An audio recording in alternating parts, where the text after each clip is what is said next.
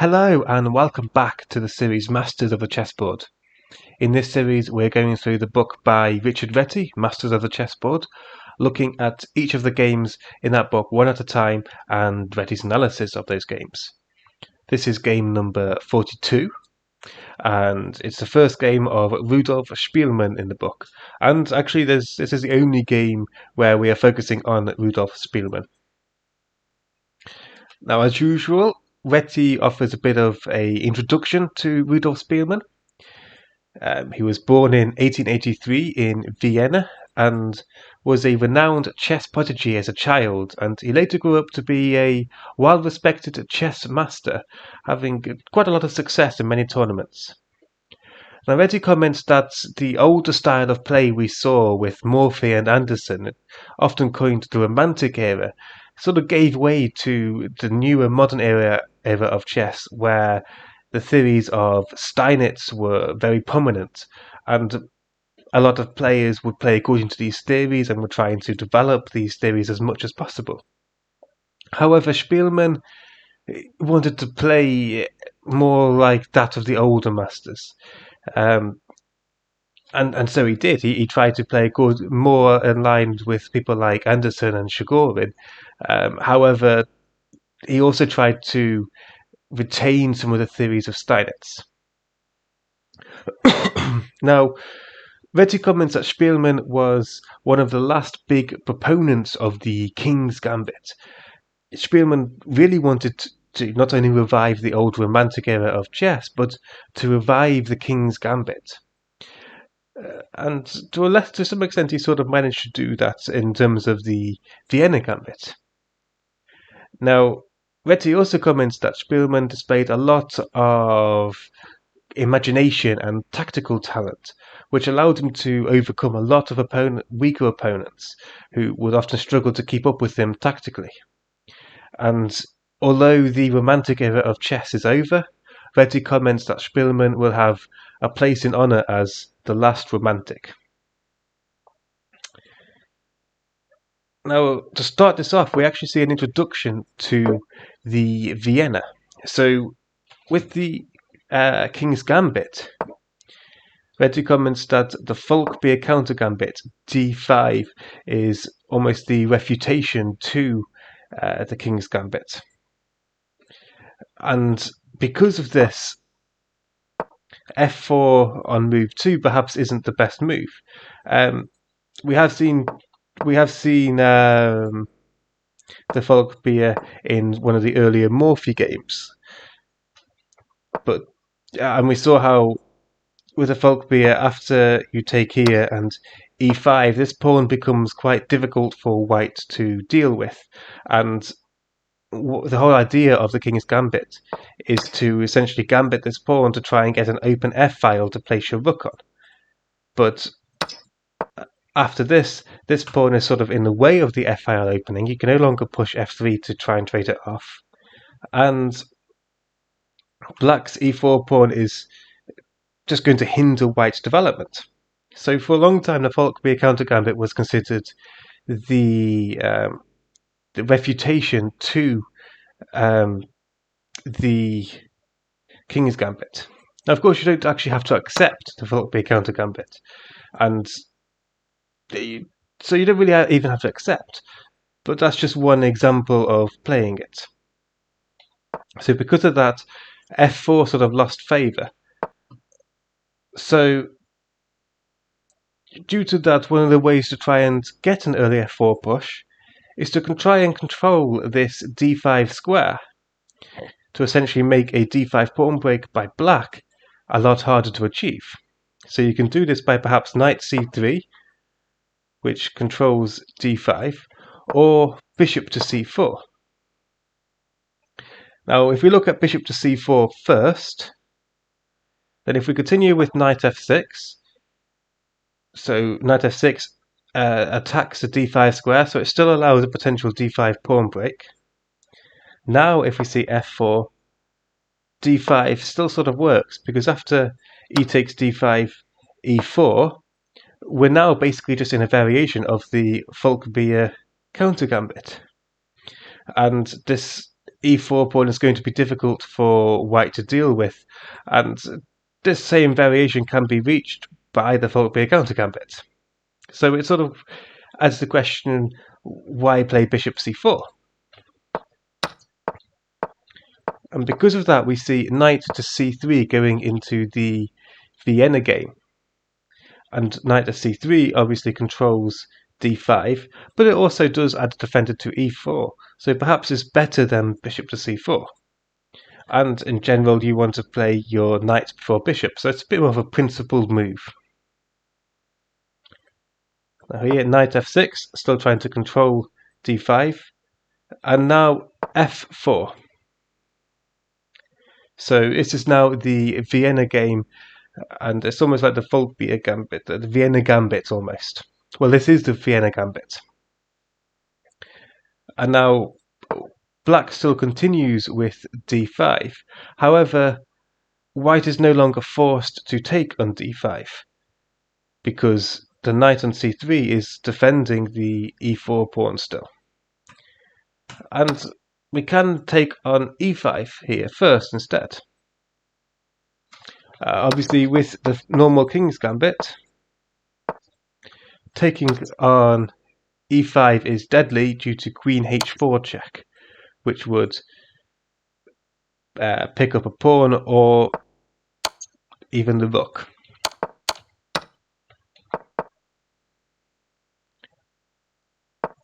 But with knight c3,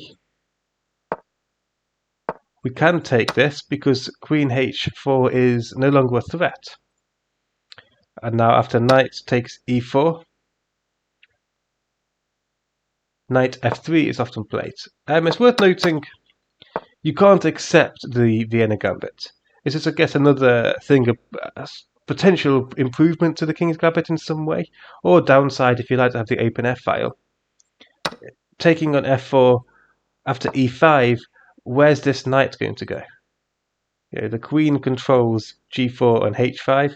The knight controls d5 and e4. So where's this knight going to go? It has to go back to g8. And you don't want that in the opening. You don't want to spend a move bringing your knight to f6, another move going back to g8, and then another move going to e7 later on, or h6. It's not what you want. So you can't accept the pawn. In fact, d5 is the main line still. And the difference between this main line and the king's gambit is white can take on e5 here. And now after knight takes e4, knight f3 is the main move. Or queen f3 has been tried, but knight f3 is the main move. Now, Reti comments that in this position, black has tried quite a lot of different moves. However, the best move can be found by just evaluating the position. He comments that when you evaluate an opening, one of the main things you want to look at is the pawn structure. So, in this instance, white has a pawn on e5. Now, in some of the games we saw in the Roy Lopez and things, if white is able to get a pawn to e5, that pawn can potentially become weak. However, in this instance, the pawn can become quite strong if white were to push d4, defending the pawn. Pawn on d4, pawn on e5 would give white a very solid, hard-to-attack centre, especially when black doesn't have a pawn on e6. So, black's main aim should be to try and get rid of this pawn on e5. So they probably want to try and play for a way to trade this pawn off. They can't play d6 to trade it off because they've already moved the b pawn to d5. So the next logical thing is to move the pawn to f6 to try and trade it off. So that's going to be black's game plan, to try and trade off this pawn on e5 for the pawn on f7. So because of that, black naturally wants to try and develop this bishop to castle kingside to then push the f-pawn, because you generally speaking don't want to push your f-pawn before you've castled. So because of that, bishop e7 is perhaps the most common move in this position. This is the Breyer variation, is the one which Reti says is perhaps best. It adds a defender to f6 and it prepares castling next move. So after d4, castles, bishop to d3, f5 is the move given by Reti. He says that, yes, we did all of this to try and push f6, but f5 does the same thing as f6, since white has to take en passant, because otherwise the knight on e5 is going to be very strong, and black will also potentially have a lot of counterplay along the f-file if white were to ever take the pawn on e4. So, sorry, ever to take the knight on e4. And this is probably a better pawn structure for black, especially because it comes with a tempo on the knight. So white almost has to take en passant here. So it's basically the same thing as playing f6. So after e takes f6, bishop takes f6, counter-attacking the pawn, which is why we take with the bishop instead of the knight. Castles and knight c6 adding more pressure to this pawn. And Reti comments that black has no issues in this position, and the game is completely equal.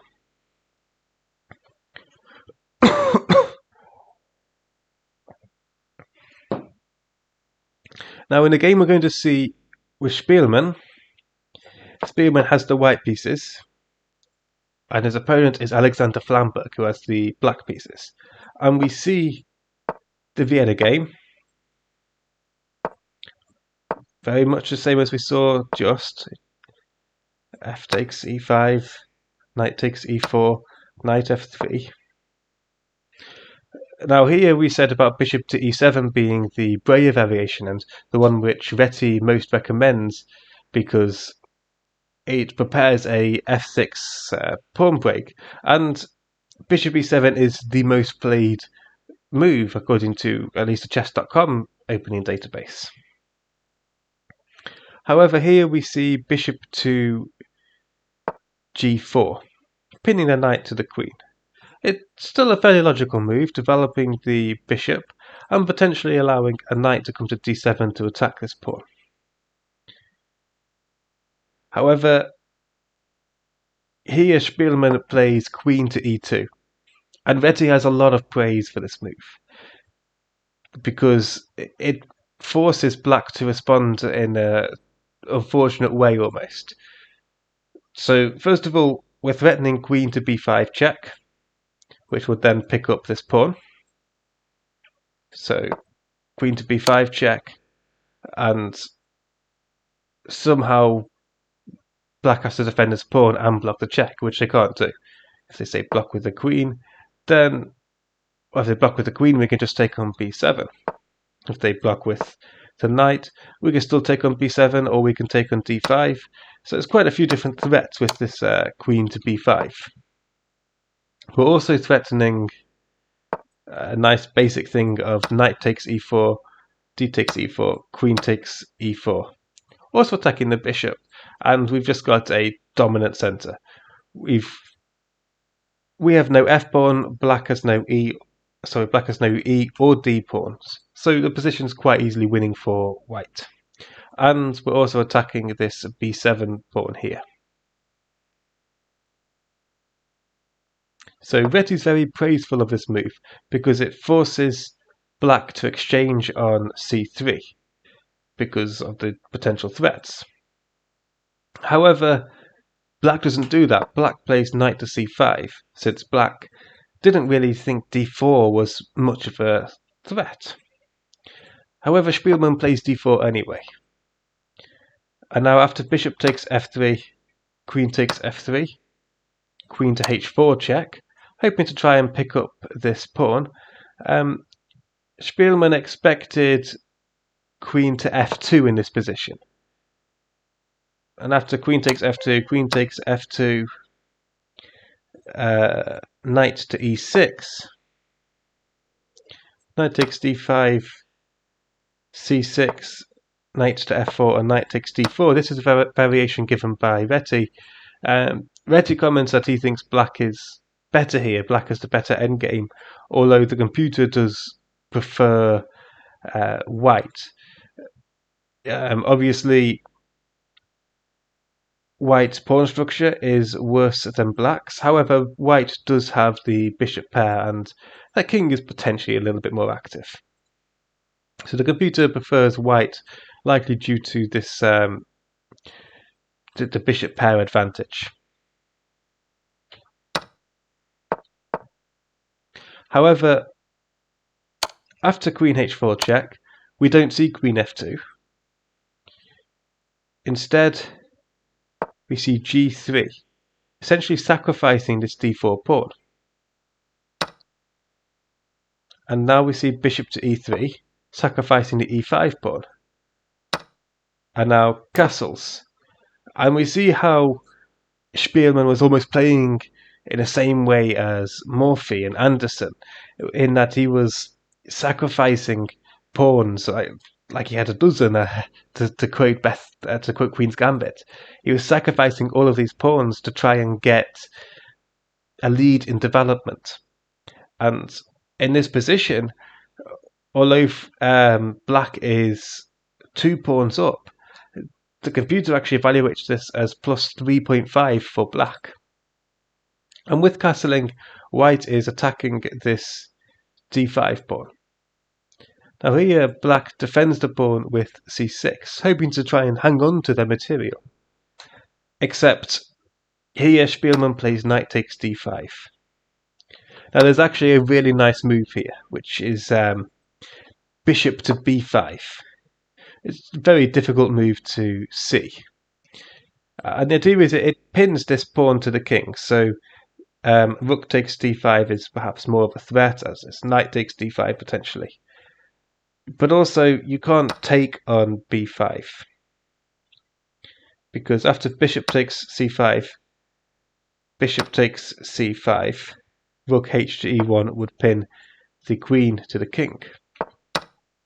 So the bishop can't take here, which means the queen almost has to move, but then after you play something like perhaps a quick check and take on f8,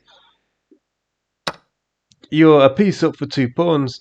You're about to get this pawn back, and in fact after knight takes d5, the computer actually gave it as mate in 10.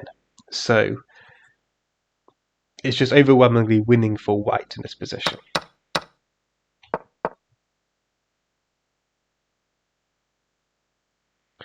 But we don't see bishop to b5. What we actually see is knight takes d5. Still another beautiful move. Spielmann sees that he has a huge lead in development, and he sacrifices the knight to open up the position immediately. And after this move, black's position just collapses, primarily due to black's worse development. We see c takes d5, and now rook takes d5. And here, obviously, the queen is under attack. So here, black play queen to e6. Reti comments that queen to e4 may have been a potential try, but this still doesn't work, because after bishop to b5 check, knight c6, bishop takes c5, sacrificing his queen, queen takes f3, rook to e1 check would come. And now after bishop e7, rook takes e7, king to f8, rook to e3 check would then win this queen back. So king to g8, and rook takes f3, and now our material is to white's advantage. White is up a piece and actually has the bishop pair. Meanwhile, this rook is undeveloped, and this rook is never going to see light of day. So that's the variation which Reti gives after queen to e6.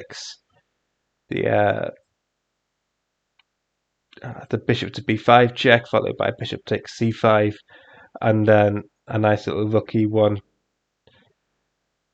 check, and then discover the check. So in the game, we actually see queen to e6. However, after bishop to c4, lining up and a potential attack, both x-raying the queen and also x-raying this f7 square. We see black play queen to e4, trying to get some form of queen trade on the board. However, after bishop takes c5, black resigned, because after queen takes f3, it's mate in 4. Rook e1 check, and now queen e4, you have to block. Rook takes, bishop e7, you have to block. Rook takes e7, king f8, and now rook to d8 check is mate. So after this bishop takes c5 move, seemingly missed by black, or not, perhaps black played it wondering if Spielmann would miss it. In this position, black resigns. And so there we have it. That's game number 42, and that's the first and last game of Spielmann in the book. The next games we're going to see, the next 4 games we're going to see, is that of Aaron Nimzowitsch, the famous author of My System. So hopefully we'll have some good, interesting games in that book. Sorry, in this little series coming. Now, if you like this video, please do like, comment, and subscribe. And I hope to see you next time. Thank you for watching.